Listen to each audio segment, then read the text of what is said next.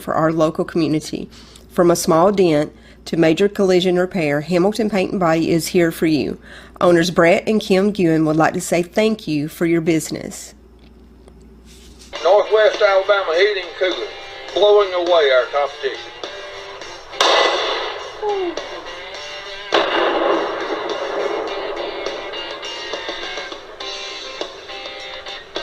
Hello, I'm Richard Kitchens, owner of Sports Gallery here on the Court Square in Hamilton. I'd like to thank all of our customers and thank you for watching the Hamilton City Council meeting. Hi, my name is Randy Whitehead, President and CEO of People's Trust Bank. I invite you to view the live streaming of Hamilton City Council meetings every first and third Monday at 6 o'clock p.m.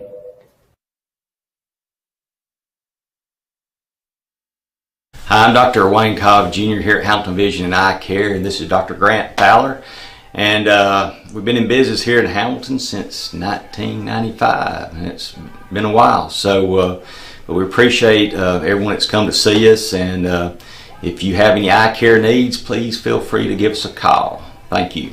Plan your perfect stay at the Holiday Inn in Guin off of I-22. Enjoy our amazing on-site restaurant and bar with a lunch buffet every Sunday. Relax with a quick getaway with your family and make a splash in our outdoor pool. Book your next event with us. Call us at 205-468-4625. I'm Rick Chambliss with Marion County Funeral Home and Spry Memorial Chapel in Russellville, Alabama.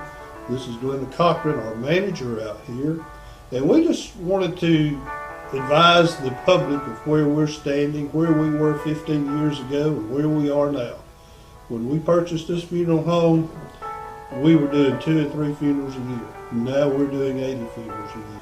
Under the laws of Alabama that was passed in 2002, a funeral establishment has to be certified with the state and carry a certificate of authority before they can even talk to anyone about a pre-need. When the time comes, it's guaranteed to be there. Glenda does an excellent job consulting with the families, and if I need to be here, we will. Also, the same scenario in Russellville, Alabama, is Spry Memorial Chapel. But we are pleased to serve the public, and we plan on serving for years to come. So we'll this time call our meeting to order. We'll welcome our special guest tonight, our area auditors that do such a fine job for our city. We'll hear from them a little later tonight. Thanks for the press that's here and the media. We appreciate Lewis and the paper continuing to feature some articles for us and give us some press. Always glad to be streaming or live with our cameras and letting the people know what's happening in our city. Actually, before we have our next council meeting, we'll be having Labor Day holiday, so I wanted to announce tonight that anyone who has a Monday garbage pickup on the 5th of September, you will not be picked up, but we'll do a double on the 6th, which is Tuesday, and we'll get your garbage that day. But we are welcoming our Labor Day holiday. So close to September, it's hard to even fathom how fast the year is moving on, but we've tried to keep pace with it, and we'll look forward to Labor Day holiday, which the city will be closed on the 5th. We'll talk more about that as our council meeting proceeds, because we'll be having to change our meeting date tonight also. Before we actually move on into the business of our meeting tonight, let's stand for an invocation, and then we'll have our pledge of allegiance, and we'll move up right on into the schedule. Our Heavenly Father, we pause to just give you thanks for such a fine day. Lord, we thank you for the seasons that come and go.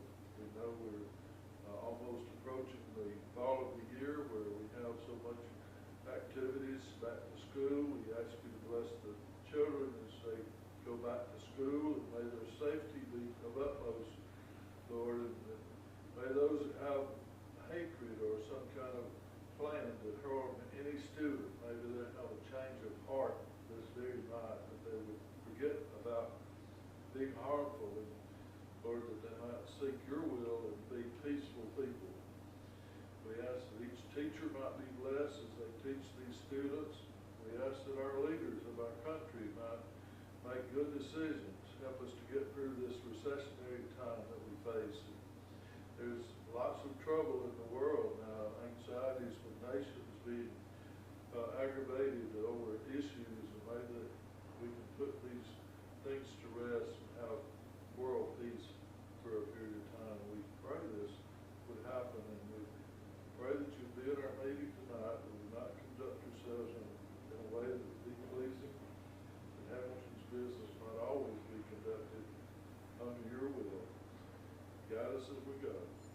Thank you, Lord, for everything. In Christ's name, amen. I pledge allegiance to the flag of the United States of America and to the republic for which it stands, one nation, under God, indivisible, with liberty and justice for all. Attorney?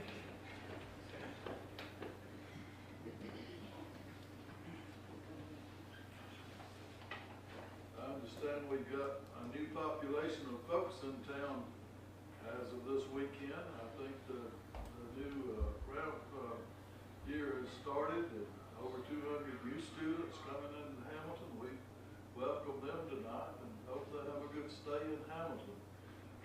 We want them to feel like they're a part of us, and we always are proud that those young people have come here to study and be a part of our community, and we welcome also their parents and folks that may come from time to time to support them. So with that being said, we welcome all newcomers. As a matter of fact, we've got a lot of people moving in from out of state.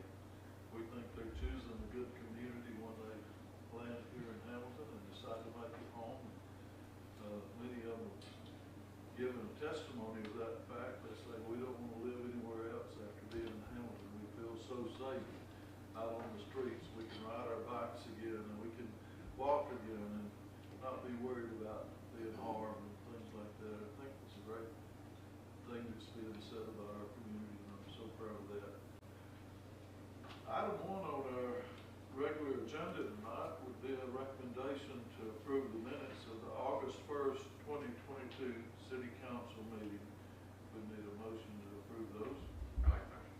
Boss made the motion. We need a second. I'll second. Scott Tyra made the second. All those in favor, raise your right hand, please. Thank you. Item 2 is a recommendation to change the date of the next scheduled City Council meeting to Tuesday, September the 6th, due to the City Hall being closed on Monday, the 5th, in observance of Labor Day holiday. And to change that, we'll need a motion. Matt made the motion. We need a second. Second. Scott Robinson made the second. All those in favor, please raise your right hand. Thank you. It says, item 3, Mayor Page will announce that Steve Cox and Jeremy Strickland will be reappointed to the Hamilton Housing Authority Board. They've been serving, their terms are up, and they're going to be reappointed for another term. Also, Dennis Posey will be appointed tonight as the new resident representative on the board. The former representative of the residential representative has moved away, and Dennis will be the replacement for that person. So those 3 people will be on the Housing Authority Board along with the rest of the board that's serving. Item 4 is a recommendation to proceed with the traffic signal removal at the intersection of Alabama 17 and First Avenue, making one-way streets leading away from Alabama 17 that will be going toward the courthouse and down that street, and down the street going between the Parks Place and the Banks Operations Center down toward Waffles. So it will be one way. This would be a 90-day trial period to see if it could possibly work. Any discussion before we bring that to a motion? I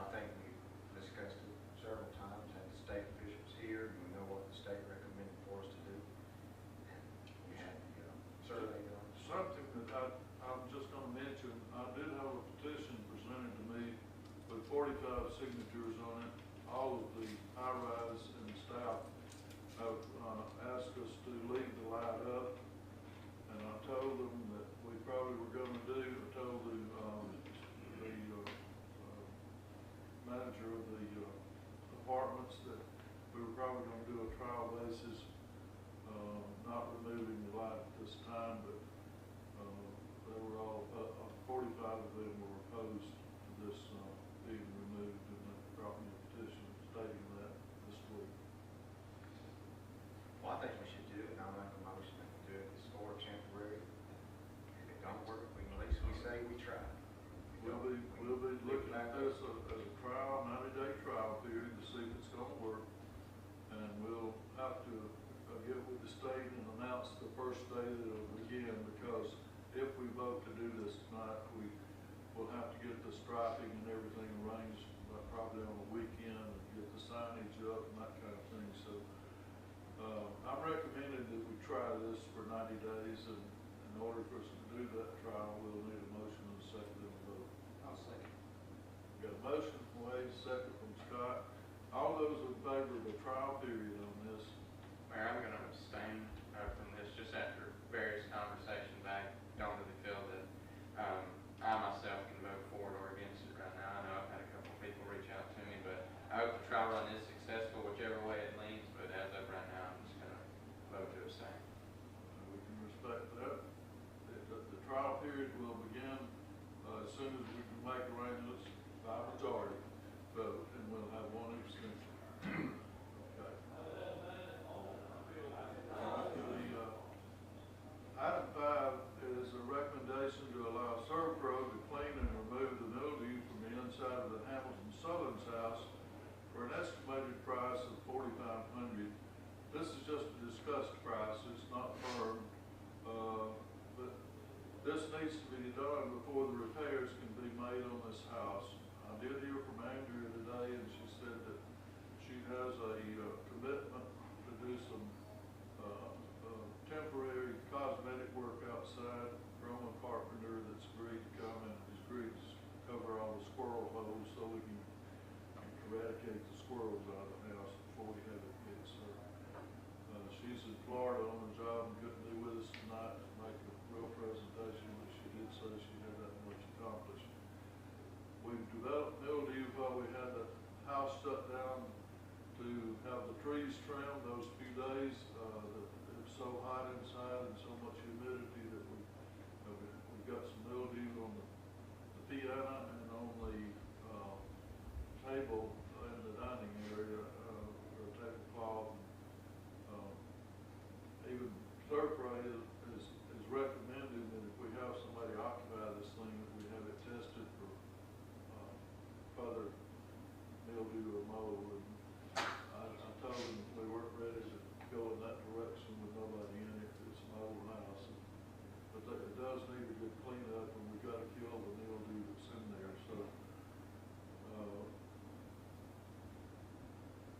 I think this is going to be a close estimate. If it's not a close estimate, I wouldn't go forward with it. If it's close to this estimate, I'd like to get them cleaned up. Andrew, give any indication when she will come and talk to us? We've been waiting on this package for a while. Yeah. This is nearly 2 years.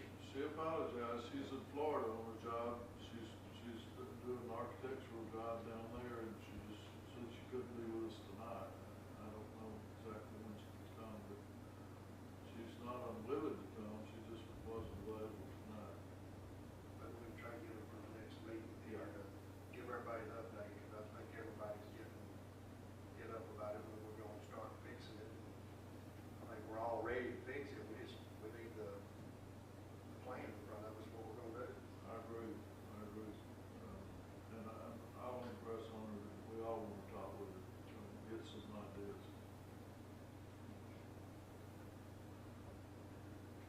I'll make a motion to proceed with that $4,500. Okay, if it's more than $4,500, I won't go forward with it. This is what they thought it was going to be. It was going to be $8,000 if we did the testing for mold, because they have to. If it's actually mold, they have to recommend whether the walls have to be taken out and stuff like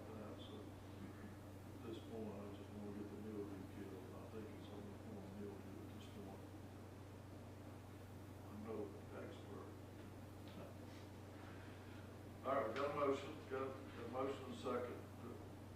Those in favor of going forward, if it's 4,500. Okay. If it's more than that, we'll hold off on it after we give another vote.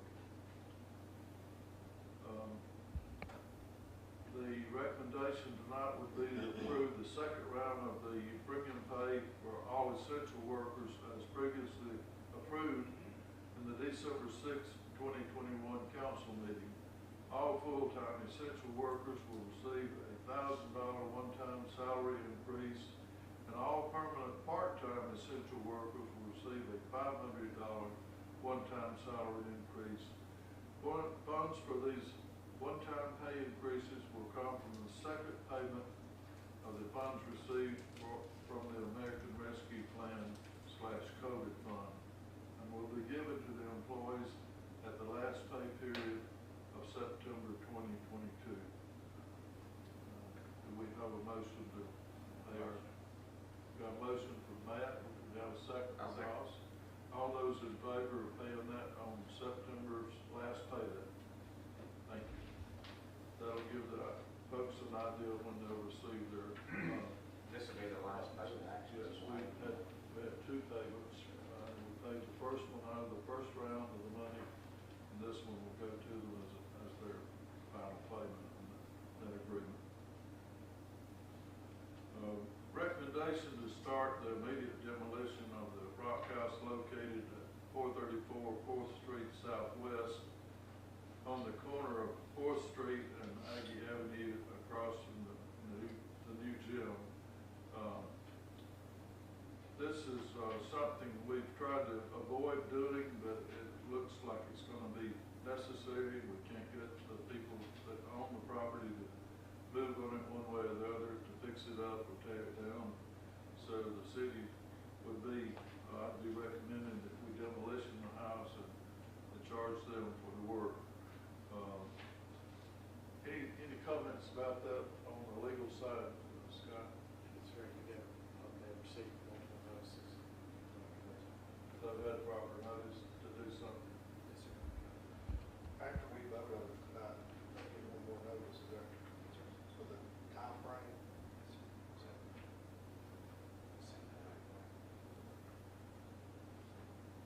In order to proceed with this, we'll need to bring it to a vote. To do so, we have a motion. I'll make that motion. We got a motion on the floor from Scott. Matt, second. All those in favor? Thank you. I think we've given the folks ample time to react to our request. We've got some other properties that we're looking at.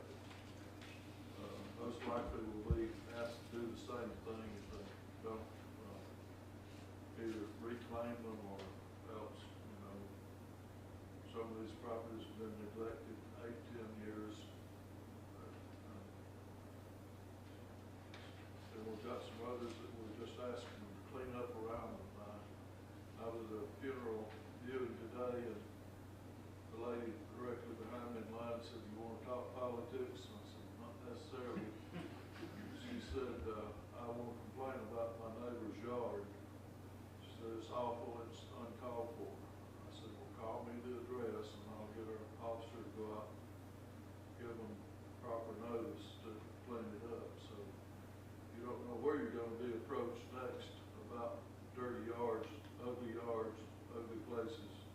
But we got plenty of them. These folks need to take a hint when this comes down. The neighbors are tired of it, and the city council and the mayor is tired of it too. So we're not going to put up with people not properly taking care of the properties, running the value of other people's properties down. We've got to be considerate. We've got to be neighbors. Anyway, enough of that.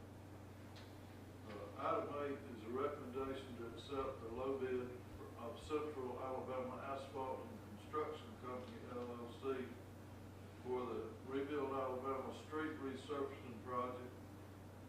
We're paving various streets throughout the city of Hamilton. Central Alabama Asphalt and Construction Company turned in the lowest bid price at $662 $662,394. And they beat the other company over $13,000 for that bid, so I thought this was a really good bid.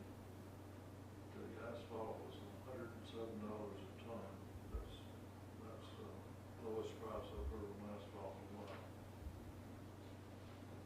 But in order to award this bid, we'd need a motion and a second and a vote. I'll make a motion. Ross made the motion. I'll second. We got a second from Scott Robertson. All those in favor? Thank you. We'll get that word. Luke couldn't be with us tonight. He had another obligation, but he said that he would get the information over to Angela, and he did, and we were able to vote on it tonight. I'm real proud of that.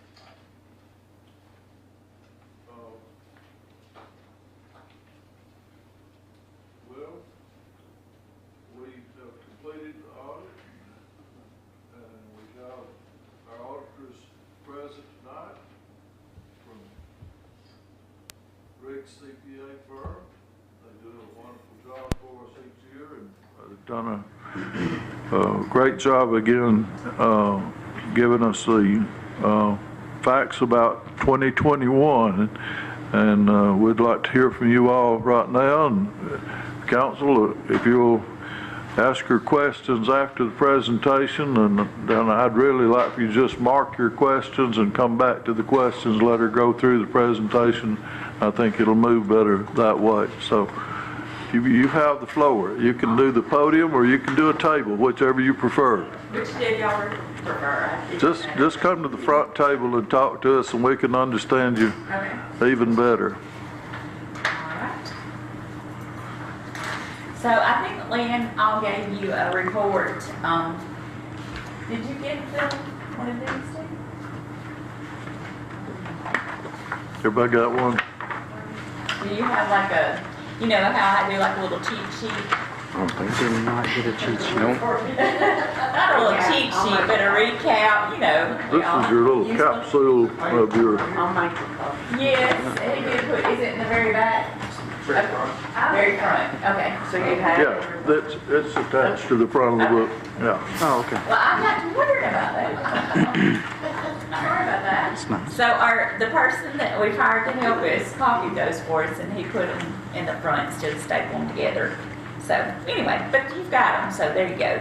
And let me rephrase that. I won't call it a cheat sheet. It's just a recap, an overview of the audit report, as I put at the top of it. But before I get started, let me say thank you for allowing us to do the audit. We appreciate it very much. Appreciate the help on getting the information to do it. We pull a lot of documents and stuff, so I'm sure they're glad that we got those pulled and gone on to something else. So usually, I usually do it the same way. I take basically a 48-page report and try to break it down into 3 pages, just so we're not here all night, and cover it in about 15 or 20 minutes, just to recap. But so when on your first page, at the very top, it says overview of audit report, just to make sure everybody's on the same page. And it says governmental funds, general fund. Has everybody got that same page? And then right near the top, it says page 5, column 1. And basically what I'm doing is anytime that I'm pulling from the report, I always try to refer you back to what page I pulled it from, so you can go back and look for it later if you need to. But this first page we're going to cover is the general fund. And we're going to cover the general fund, and we're going to cover the proprietary or the water department also. There's other funds, but they're special revenue funds, and they pretty much have to be spent. Like if you've got a grant, it's got to be spent just like it says. So we're going to cover the funds that y'all budget and work with pretty much every month.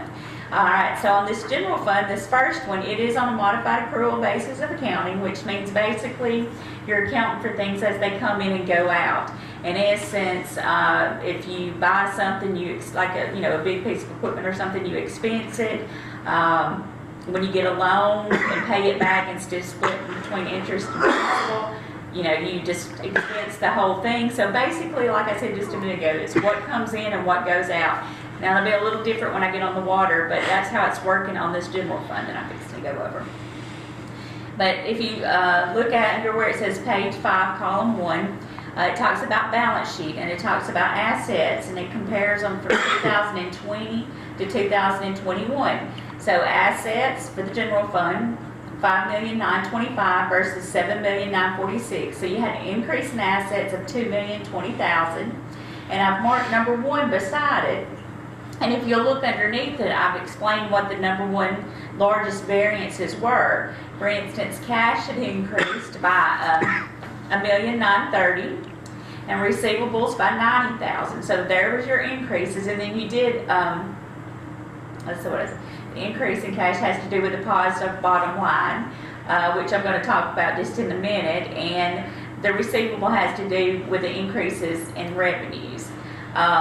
Let's talk about the liabilities section there for a second. And so you've got last year 2020 278 versus 329 and 21. So you had an increase of $50,000, and that increase of $50,000 had to do accounts payable was $9,000 of it, and accrued expenses was $41,000. And accrued expenses, examples of that might be like sick and vacation and things like that. So then the equity, I alluded to it just a minute ago, that it actually changed by the bottom line. So the bottom line for the year on the general fund was a positive $1,969,000. And so that leads us into the next section for the income statement, so we can see where that $1,969,000 came from. So if you start with revenues up there, you've got $8,346,000 in 2020. And then in 2021, $9,261,000 is for an increase of $915,000. So if you look at number 2, I try to explain where the differences there are. The main increases were in taxes of $1,167,000 and services for $22,000. Then a decrease in grants for $261,000. Now this is just in the general fund. But increases on the taxes, if you drill down a little bit further than just the tax line item, it came from the financial institution excise tax of $250,000. And what that is banks within the area, they have to pay fees to the state of Alabama based on what's going on in their bank and so forth. So it was up considerably. And then sales tax, overall it was up $725,000. Occupational was up $150,000, and the gas tax $61,000. And the services side of it, the $22,000 was there's a street department inside the general fund. There's also a street department fund, but it's accounted for somewhere different. But anyway, that was from the sale of slag and garbage cans. That extra 22, or the increase of 22 there.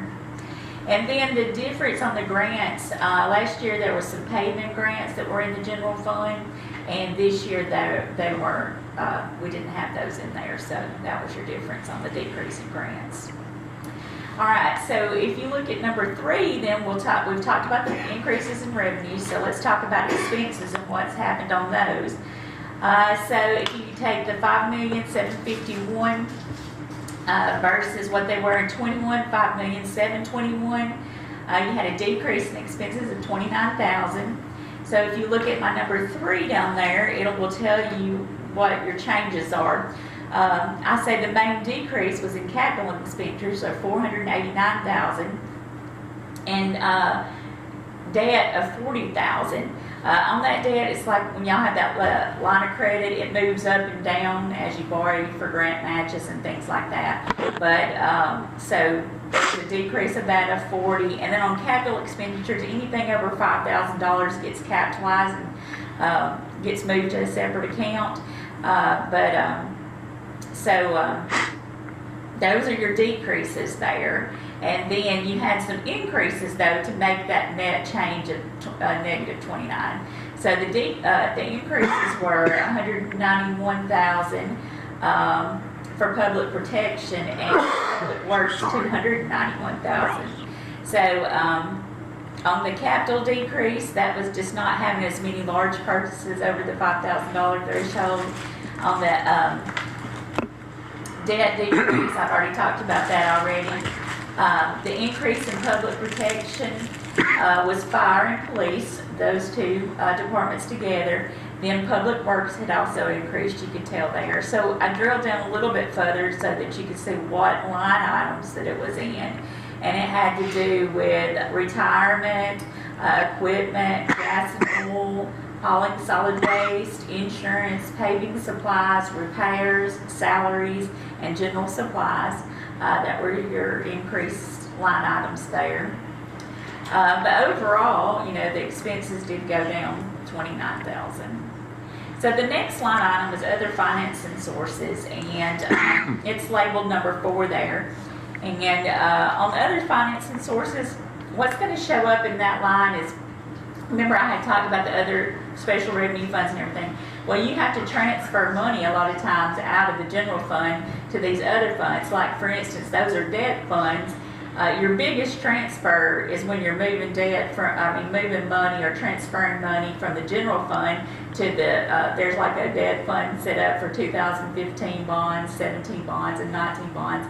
And you have to move money over there to fund those. So your big, you know, for all those added together, out of that $1,570,000, $1,503,000 had gone to moving to pay debt payments. So anyway, when you take all those into consideration, the revenues, expenditures, and the other financing sources or the transfers that I just talked about, it gives you the $1,969,639.77 bottom line, positive bottom line, which balances up there to the balance sheet. So after considering all those, you have to decide, well, when you started, this was an overview, and so what they tell you to look for most of the time, are you better off, you know, now than you were the year before? So if you my final analysis over there is, you can see the assets increased by $2 million. Liabilities increased, but it was only by $50,000. It wasn't a huge amount. Equity increased by the positive bottom line. And, you know, even on the positive bottom line, you had an increase in revenue of $915 and your expenses decreased. So I would definitely say that overall that you were in better shape than you were the prior year. Okay, so that was the general fund. So if we turn to the next page, we'll talk about the water department. Now remember, when I'm going over this one, it's a little different because this is full accrual versus where I was talking about modified over there. So just to recap on full accrual, it's you take assets and you capitalize them and you depreciate them over their useful life. And then on debt, you know, you split it between principal and interest. And the reason you do that over here on this side versus the other is because we're charging services for these instead of collecting taxes to pay. So we're actually charging services for the water, so it's called a proprietary fund. But we'll do like the same thing and just compare the balance sheet and the income statement. So if you look at the balance sheet, the assets and the deferred outflows, $11,732,000 versus $11,351,000. So it actually, the assets actually went down $380,000. So if you look at number 1, I try to tell you what that was. Cash actually increased by $42,000. Receivables increased by $16,000 and inventory by $19,000. But fixed assets decreased by $454,000, and the majority of that was depreciation. You know, because we're having to depreciate those assets over their useful life. And when you depreciate the assets, you know, you've got a debit, and then you come in and say, okay, credit off the accumulated depreciation. So that's where that's coming from, the decrease. All right, so the second one there is liabilities and deferred inflows. So you've got $1,585,000 versus $1,808,000. So they increased $223,000.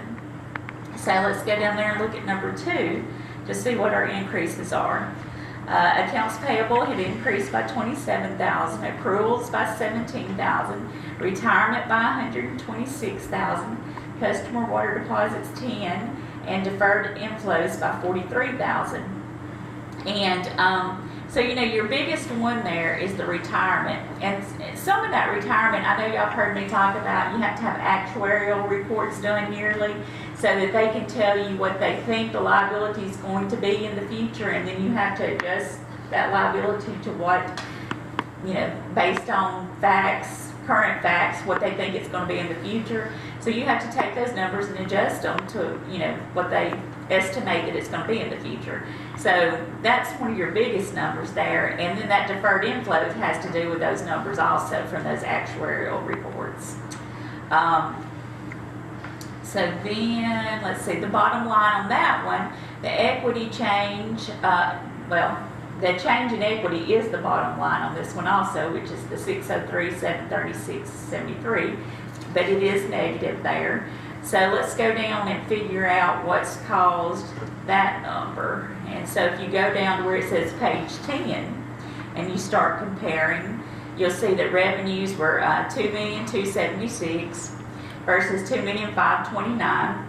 So they went up $253,000, which, you can see in number 3 there. If you go down and look at number 3, you have to do all kinds of projections and stuff on the income. But basically, y'all had raised the rates in April of 2020. So this year, we're mainly seeing a whole year of increased rates. That's what the main increase is there after you do all the projections and analytics on that. So then on number 4, you have the expenses, and they're $2,883,000 versus $3,133,000. So they increased $250,000. So you've got an increase in revenue of $253,000, but then you've got an increase in expense of $250,000, which is, you still got a little bit more in the income than you did the expense. But let's look at number 4 and see where our largest changes were in there. It's going to be retirement of $94,000 on that, insurance $24,000, and repairs $78,000. And some of those insurance and retirements is also trying to get those liabilities up to where they estimate that they should be. Because remember, this is proprietary, not the modified accrual. So when I get through looking at that, we've got to do a final analysis. But my first thought when I get through looking at that was, how can I have a $600,000 bottom line? How are we making it? So I'm going to go ahead and go through the analysis. But basically, you've got a cash flow, a positive cash flow, and we'll get there. But that's how you're making it. Because if you look, there's no, where it says non-operating revenues expenses at 961, we don't have that. Remember, there was debt on the water department that was paid off last year, and there was that's what a little bit, there was just a little bit of it in 20, and then it was totally paid off in 21. And then you see the transfers to $341,000. Well, that was transfers that was having to be sent from the general fund over to the water to help make that bond payment. And so you didn't have to make those, but still you're thinking, well, okay, 603, so how are we making it? So I'm just going to start my final analysis, but I will talk about the cash flow as we go a little bit further. Overall assets decreased, but mainly due to depreciation. So that's not cash flow, the depreciation entry, but I mean, you do have to realize that your assets are depreciating, so you have to take that into consideration. Liabilities mainly increased by retirement and insurance, which some of those are those estimates that we have to increase the books to. Equity decreased after depreciation for the year. Okay, so in essence, equity decreased, but if you would add, depreciation was $511,000. So that's one thing that you could add back to that 603, because that's not cash flow. The cash flow was when you purchased it, not when you're depreciating it. So that's why you could add that back. And that's where I say a positive cash flow of $42,000, no transfers from the city. So that's a good thing. And there is a cash flow statement. I'm not going to go over it, but if you wanted to look at it, I believe it's page 10 if you want to look at it later. But it does show a positive cash flow of 42. And then increase in revenues, but also an increase in expense, but not to the max, there is a $3,000 difference there. So, overall, I went back and looked at the different items and, rated them and so forth. And, I think it was stable, but it would be worth, you need to watch that one, because even though it has a positive cash flow, you still have to take into consideration that these assets are depreciating, and that's what it's there for. So, but it's good that it did have a positive cash flow, so then you didn't have to transfer any money over there. And then, so that's the water department. I wanted to cover just a few things on the third page, and what that would be was, if I was looking at the report, things I would want to know was what kind of assets did we purchase during the year, what all went on during the year. So those are listed on page 8, they're listed in totals on page 18 and 19, so I just kind of broke it out a little bit for you on the city and the water. Just so you can see, on the city you have the Loves project, ball field lights, bathroom at the ball field, 7 autos were purchased, lawnmower, fire and police equipment, plus various other equipment, generator for the water, and then, within the water funds, you did the mini excavator. So that was just some of the large assets, that would have been capitalized because they went over $5,000. And then on the second one there, it says page 22 of the notes give you a detailed listing of the debt for the city. And I just wanted to make sure that you knew that the 15 bonds were out there, the 17 bonds and the 19 bonds. And then that third thing is, we've talked about the court. I know last year and maybe the year before that, wanting to make sure that we got some consistency in documents and that everything was being documented like it was supposed to be. So I did review files this year, and it was in better, a lot, it was in good order. The only thing I had mentioned was I still would like to see a policy, and I talked to Jenny about that, and she, she's going to work on one, but she just said she's talked to other places to try to find one, that might be similar that we could work off of.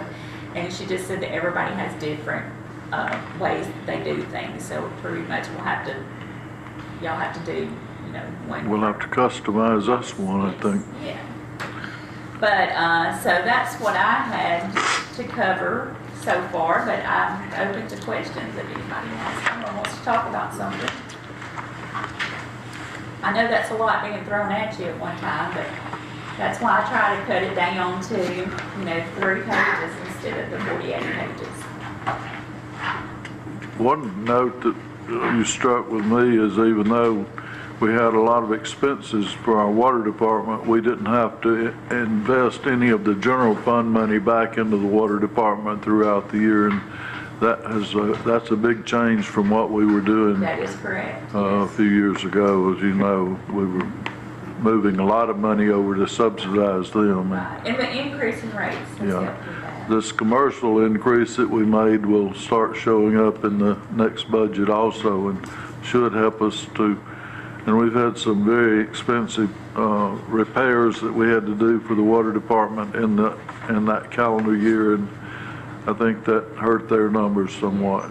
So overall, I feel pretty good about the audit. I just say, just because, even with the city in as well as shape as it's in, you always have to just watch, but I would be diligent, on the water just to make sure, just keep striving forward.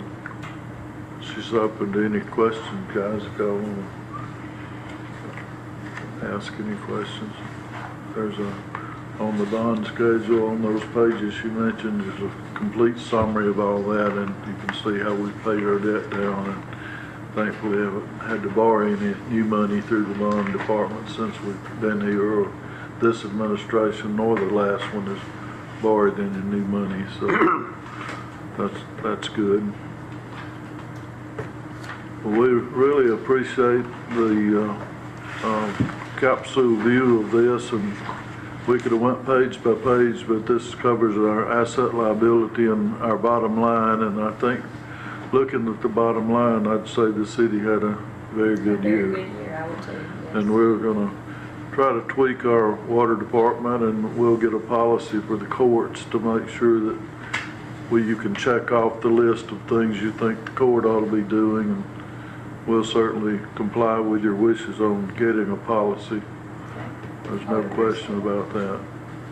Y'all have always worked with me, and I'm very appreciative. Anything I've asked, you've ever We really appreciate the reports y'all bring back to us, because they're factual and they're relevant to what we do here, and this is, we all relate to these numbers really well.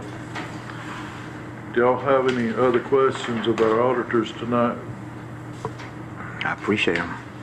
Anything we could expect on a court policy? Could you help us design one, Scott? Sure. Okay. We'd like to, maybe me and you and Jenny and Angela meet and start the ball rolling toward the formal policy for them, and I'd appreciate it. Any other words you want to give us tonight about our city? No pearls of wisdom. Okay.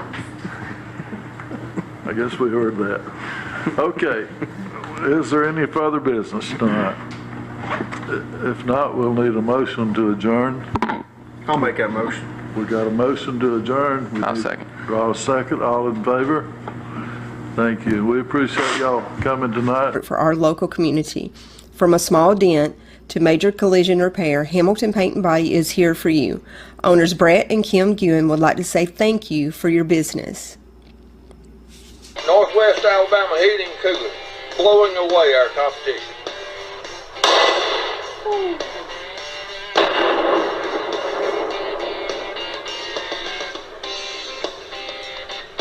Hello, I'm Richard Kitchens, owner of Sports Gallery here on the Court Square in Hamilton. I'd like to thank all of our customers, and thank you for watching the Hamilton City Council meeting. Hi, my name is Randy Whitehead, President and CEO of People's Trust Bank. I invite you to view the live streaming of Hamilton City Council meetings every first and third Monday at 6:00 p.m.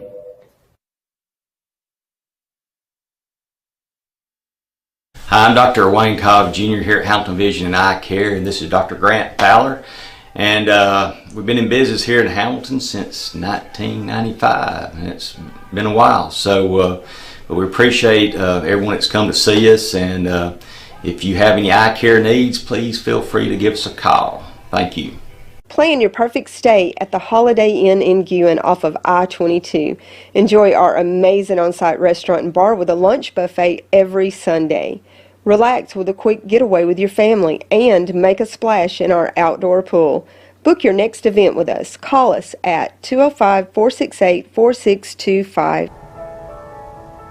I'm Rick Chambliss with Marion County Funeral Home and Spry Memorial Chapel in Russellville, Alabama. This is Glenda Cochran, our manager out here, and we just wanted to advise the public of where we're standing, where we were 15 years ago, and where we are now. When we purchased this funeral home, we were doing 2 and 3 funerals a year. Now we're doing 80 funerals a year. Under the laws of Alabama that was passed in 2002, a funeral establishment has to be certified with the state and carry a certificate of authority before they can even talk to anyone about a pre-need.